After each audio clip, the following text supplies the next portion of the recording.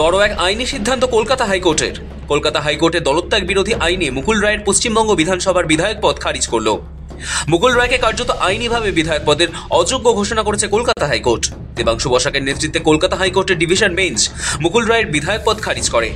বিরোধী দলনেতা শুভেন্দু অধিকারী এবং বিজেপি বিধায়ক অম্বিকা রায়ের আনা পিটিশনের শুনানি শেষে রায় দিয়ে ডিভিশন বেঞ্চ জানায় মুকুল রায় বিধানসভার বিধায়কের পদের যোগ্য নন। এরপর বিধায়ক পদ বাতিল করার নির্দেশ দেওয়া হয়। মুকুল রায় বিধায়কই নন, আদালত বলে দিয়েছেন 2021 সালের যে সময় যেদিনকে উনি ডিফেক্ট করেছিলেন, 21 সালের জুলাই বোধহয় না, 11ই জুন 2021 সাল থেকে মুকুল রায়ের বিধায়ক পদ মাননীয় কলকাতা উচ্চ ন্যায়ালয় খারিজ করে দিয়েছে।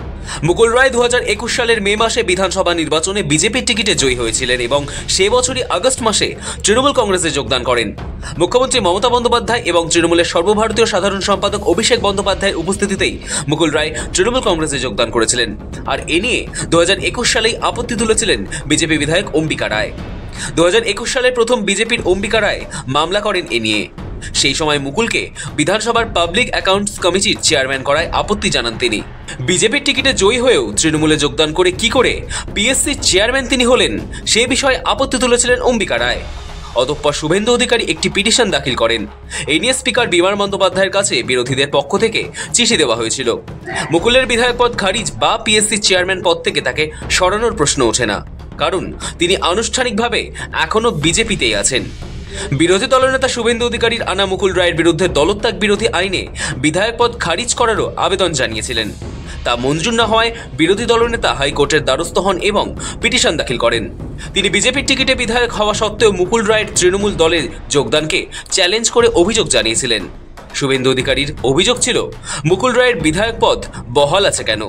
সেই সময় কলকাতা হাইকোর্ট বিধানসভার অধ্যক্ষকে নিজের সিদ্ধান্ত পুনর্বিবেচনা করে দেখতে বলা হয়। সব পক্ষের বক্তব্য শুনে সিদ্ধান্ত নিতে বলা হয় বিমান বন্দ্যোপাধ্যায়কে। এরপরও সব খতিয়ে দেখে বিমান বন্দ্যোপাধ্যায় জানান মুকুলের বিধায়ক পদ খারিজের প্রশ্নই ওঠে না। তার কাছে যে তথ্য প্রমাণ আছে তাতে মুকুল রায়ের পদ খারিজের প্রশ্ন ওঠে না বলে জানিয়েছিলেন স্পিকার। বিজেপি ঘোর আপত্তি তোলে এবং জানায় মানুষ গণতন্ত্রের পক্ষে এবং দল দেখে ভোটাধিকার প্রয়োগ করে। মুকুল রায়ের দৃষ্টান্ত গণতন্ত্রের উজ্জ্বল নিদর্শন নয় বলে জানিয়ে 2023 সালে আবার আইনের দ্বারস্থ হয় বিজেপি এবং তারপরে দীর্ঘদিন ধরে শুনানি চলে। শুনানি শেষে আদালত বৃহস্পতিবারই তাদের রায় শোনায়। বঙ্গে এই প্রথম দলত্যাগী বিরোধী আইনে আদালতের রায়ে কোনো বিধায়কের পদ খারিজ হলো। বিরোধী দলনেতা শুভেন্দু অধিকারী জানিয়েছেন সংবিধানের জয় হয়েছে, দশম তফসিলের জয় হয়েছে। 15 বছর ধরে সংবিধান লঙ্ঘন করা হয়েছে বিমান বন্দ্যোপাধ্যায়ের নেতৃত্বে। কেউ দল ছেড়েও যেতে পারেন। শুভেন্দু অধিকারীর বক্তব্য সেক্ষেত্রে পদত্যাগ করে অন্য দলে যান। তিনি দল এবং পদ ত্যাগ করে বিজেপিতে যোগদান করেছিলেন বলে জানান শুভেন্দু অধিকারী। এই মাননীয় অধ্যক্ষ বিমান ব্যানার্জির সময়ে 2011 সাল থেকে মানে সংবিধানের যে 10th শিডিউলকে যেভাবে অপমান করা হয়েছে, কার্যত সংবিধানকে চ্যালেঞ্জ করেছেন এখানকার অধ্যক্ষ বিমান বন্দ্যোপাধ্যায় মমতা বন্দ্যোপাধ্যায়ের নির্দেশে। কিন্তু দেখুন, এর আগে এতে এফেক্টেড হয়েছে Congress, CPM, RSP, forward block, এমনকি চাঁদ মোহাম্মদ সমাজবাদী পার্টি। কিন্তু ইনি 21-এর পর থেকে যেহেতু বিজেপি প্রধান বিরোধী দল হিসেবে আত্মপ্রকাশ করেছে বা মানুষ তাদের এনেছে, তো বিজেপির এমএলএদেরকে বেমালুম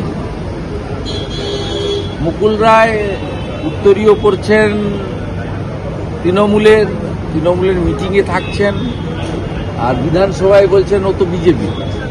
এইরকম মিথ্যাচার অধ্যক্ষ ওটা ভূভারতে কোথাও পাবেন না। তিনি মিথ্যাচারটা বিজেপির সঙ্গে শুধু করছেন না, সংবিধানের সঙ্গে করছেন। প্রাক্তন রাজ্য সভাপতি ও বিজেপি নেতা সুকান্ত মজুমদার হাইকোর্টের রায়কে স্বাগত জানিয়েছেন।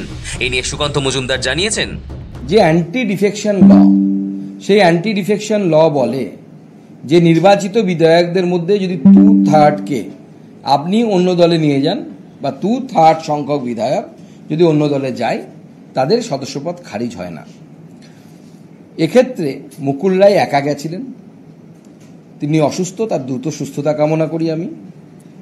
কিন্তু তিনি যে অনৈতিক কাজ করেছিলেন সেই অনৈতিক কাজের জন্য আদালত তার সদস্যপদ আজকে আদালত খারিজ করে দিল। এবং এটা আমার মনে হয় একটি শিক্ষা সেই সমস্ত বিধায়কদের জন্য যারা বিভিন্ন সময় তৃণমূল কংগ্রেসে চলে গেছে, কিন্তু তারা বলতে পারছে না প্রকাশ্যে যে আমরা তৃণমূল কংগ্রেস করি। মুকুলবাবু ধরা পড়েছিলেন কারণ পাবলিক অ্যাকাউন্টস কমিটিতে তাকে মমতা বন্দ্যোপাধ্যায়ের নাম দিয়ে দিয়েছিলেন এবং তার ছবি দেখা গেছে তৃণমূল কংগ্রেসে তিনি জয়েন করেছেন। তো যে সমস্ত বিধায়ক তৃণমূল কংগ্রেসে চলে গেছেন তৃণমূল কংগ্রেসের প্রেমে, তাদের অবস্থা সেই প্রেমিকাদের মতো যারা প্রেমিকের নামও বলতে পারে না আর প্রেমিকের নামে মাথায় সিঁদুরও পড়তে পারে না, কিন্তু প্রেমিকের সাথে প্রেমে মগ্ন। তো তাদেরকে বলবো নিজেদের প্রেমিকের নাম স্পষ্ট করে বলুন আর আদালতের সামনে আসুন, আবার জনতার ভোটে জিতে আসুন যদি ক্ষমতা থাকে, যদি দম থাকে। নজিরবিহীন এই আইন নির্দেশের পরে রাজনৈতিক চাপানোতর তুঙ্গে। যাকে নিয়ে এত কাণ্ড তিনি গুরুতর অসুস্থ এবং প্রতিক্রিয়া জানানোর অবস্থায় নেই। তবে 2026 বিধানসভা নির্বাচনের আগে আদালতের এই নির্দেশের পরে বলাই যায় যে এই ঘটনা কিছুটা হলেও অ্যাডভান্টেজ বিজেপির। ব্যুরো রিপোর্ট, সময়, কলকাতা।